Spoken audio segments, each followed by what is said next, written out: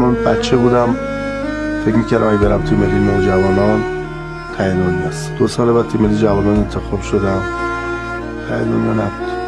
بعدم که بودم سمت بازیگری، محبوبیت بیشتر، شهرت بیشتر، توجه بیشتر، اونم ته دنیا نبود.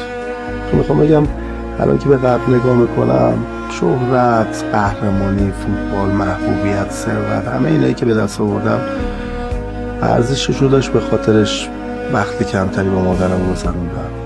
از همه جا و همه کس و همه چیز که ناامید بشیم مادر هست، یا خودش هست یا یادش.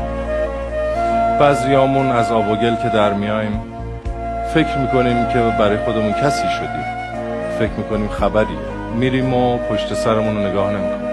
عیبی نداره، مادر میبخشه. ببخش مادر که جوونیت رو خرج من کردی اما تو پیری کنارت نبودم. ببخش که همه زندگیم شد درس و دانشگاه و رفقا و کار و زن و شوهر و بچه. ته تهش هم اینه که باز مادر جان ببخش کم میام سر مزارت، نمیرسم. کاش میشد که یه بار دیگه صدام بزنی.